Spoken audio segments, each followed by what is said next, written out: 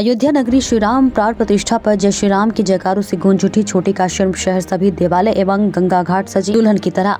नगर पालिका के नेतृत्व में नगर में मुख्य बाजार दुल्हन की तरह सजाए गए। शिवहोम गुप्ता एवं विनीत बंसल के नेतृत्व में डिसेंट पब्लिक स्कूल के छात्र छात्राओं एवं गायत्री परिवार के अनुयायियों द्वारा एक विशाल शोभा यात्रा निकाली गई। ये शोभा यात्रा जानवी द्वार स्थित श्री बालाजी मंदिर से नगर के मुख्य बाजारों से निकलती हुई नगर स्थित मानक चौक श्री राम मंदिर पर संपन्न हुई। डिसेंट पब्लिक स्कूल के छात्र छात्राओं द्वारा श्री राम चरित्र मानस पर आधारित श्री राम लक्ष्मण सीता हनुमान लव कुश दशरथ जैसे अनुरूप जो स्वरूप हो जो कि विभिन्न प्रस्तुतियां दी। शोभा यात्रा में नरघेश्वर महादेव अखाड़ा के खलीफा अवधेश गर्ग के नेतृत्व में कलाकारों ने अनेक प्रकार के शौर्य दिखाए। परशुराम घाट एवं बाबा मस्तराम घाट पर सुरेंद्र गौर कला अध्यापक LDAV इंटर कॉलेज BSc के विद्यार्थियों ने एवं परदादा परदादी इंटर कॉलेज के छात्र छात्राओं ने जय श्री राम की आकृति बनाई और दीपकों से शाम को आकृतियां जगमगाई गई। गंगा की सभी घाट दीपकों से जगमगा गए। DPBS DPG college LDAV inter college परदादा परदादी इंटर कॉलेज JP विद्या मंदिर SDPD public school JP university आदि शिक्षक संस्थान एवं समाज सहयोग के संस्थाओं में दीपक जलाए गए और संदेश दिया गया। श्री राम के आदर्शों पर चलने का आह्वान किया गया। श्री राम के स्वागत के लिए श्री राम भक्तों ने आतिशबाजी की और पूरा जो है शहर और जिला दिवाली जैसे वहां माहौल था। चप्पे चप्पे पर पुलिस बल तैनात थी। देखिए बुलंदशहर से संवाददाता रविंद्र कुमार इंसा के साथ योगेंद्र प्रजापति की रिपोर्ट। तो आप ये बताइए मस्तराम घाट पर ये आकृति किसकी बना रहे हैं और किस उपलक्ष्य में बना रहे हैं? सबसे पहले सभी श्रद्धालुओं को हमारा प्रणाम। जय श्री राम। ये रंगोली राम जी के प्राण प्रतिष्ठा के उपलक्ष्य में बनाई जा रही है। हमारी यहाँ टीम लगी हुई है। सब BFA और MFA के जो छात्र हैं वो हैं, कुछ इंटर कॉलेज के भी छात्र हैं और बहुत मेहनत से कल भी लगे हुए थे और कल 7-8 घंटा काम कल भी हुआ और आज हम लोग 8 बजे से यहाँ पे लग के काम कर रहे हैं और मन से अंदर से जो फीलिंग्स होती है, जो उत्साह होता है काम करने का, उस हिसाब से काम कर रहे हैं प्रभु राम जी के। ये आकृति आपकी कितनी फीट की है? ये आकृति ऐसे 15 चौड़ाई है, लंबाई 30 फीट की है। तो समाज को क्या संदेश देना चाहते हैं इस आकृति से? हम एक मैसेज देना चाहते हैं कि जो धर्म है वो धर्म के रास्ते पे रामायण में जितने भी कैरेक्टर्स हैं वो अपने आप में इतने पुण्य हैं। अगर उनको धारण कर लिया जाए तो इंसान बिल्कुल एकदम राम हो सकता है। भरत कैसा होना चाहिए, भाई कैसा होना चाहिए, भरत जैसा होना चाहिए, लक्ष्मण जैसा होना चाहिए, भक्त कैसे होने चाहिए, हनुमान जैसे होने चाहिए। तो आकृति बनाते समय आपको महसूस क्या हो रहा है? बहुत अंदर से खुशी हो रही है। हमको इस तरीके से काम करने को मिल रहा है। हमारे साथ में SDM महोदय जी का भी बहुत सहयोग है।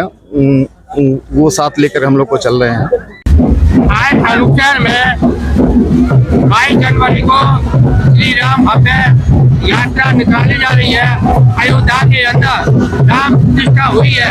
इस पर आप क्या कहना चाह रहे हैं? आज का दिन हमारे देश के लिए, पूरे सनातन धर्मियों के लिए बहुत बड़े गौरव का दिन है।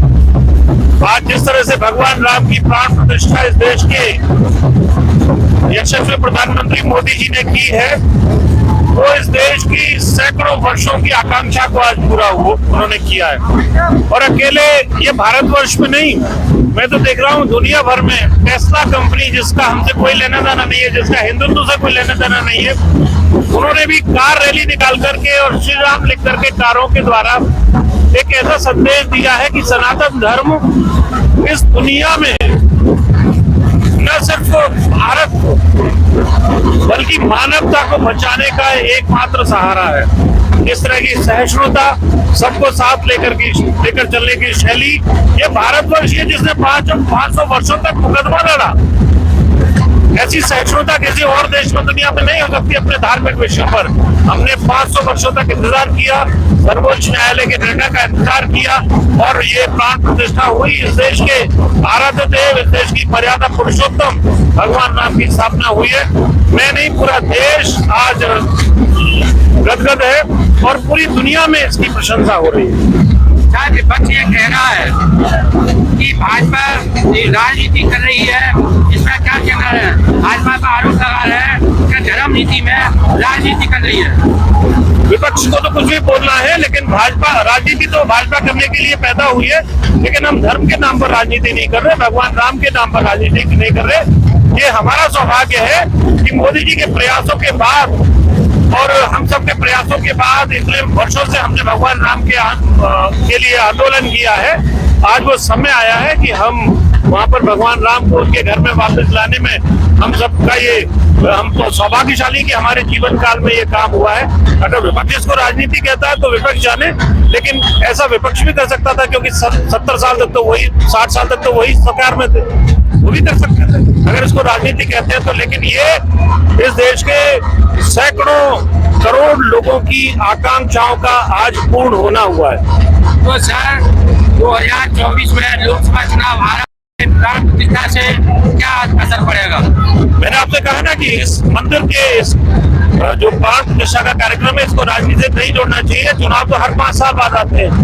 19 में भी हुए थे, तब भी हम जीते थे, 24 में है, 29 भी जीतेंगे, क्योंकि इस देश में जो एक नया इस देश का रूप निकल के आया पूरी दुनिया के आगे, वो देश के लोगों ने भी कभी नहीं सोचा था।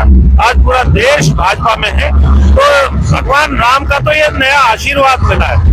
अच्छा, मोदी जी ने एक नारा निकाला है कि 2024 में हम सीटें 400 से पार करेंगे, क्या कहना चाह रहे हैं? अगर देश की जनता की इच्छा होगी तो मुझे लगता है 500 भी पार हो जाएंगी, हमारा टारगेट है। लेकिन अगर देश की जनता की इच्छा ये है, क्योंकि हमने तो इतनी उम्मीद उत्तर प्रदेश में भी नहीं करी थी 2017 में, हमको उम्मीद से ज्यादा दिया जनता ने, तो मोदी जी ने जरूर 400 का टारगेट फिक्स किया होगा। जनता हो सकता है उससे ज्यादा का भी आशीर्वाद दे दे। आप जनता के लिए क्या कहना चाह रहे हैं इस अवसर पर? मैं जनता के लिए कुछ कहने की स्थिति में नहीं हूँ, क्योंकि मैं खुद भी मेरा सुबह से जब से हमने प्राण प्रतिष्ठा देखी है, मैं बहुत भावुक हूँ, बहुत गदगद हूँ। मैंने बहुत बुजुर्गों को देखा है, माताओं को देखा है, युवाओं को देखा है, छोटे छोटे बच्चे आज ये कह रहे हैं कि आज भगवान राम का झंडा लगना चाहिए, आज ये प्रसाद बंटना चाहिए, आज हम मंदिर जाएंगे। ऐसी भावना की प्रकटता मैंने कभी अपने जीवन में इससे पहले नहीं देखी।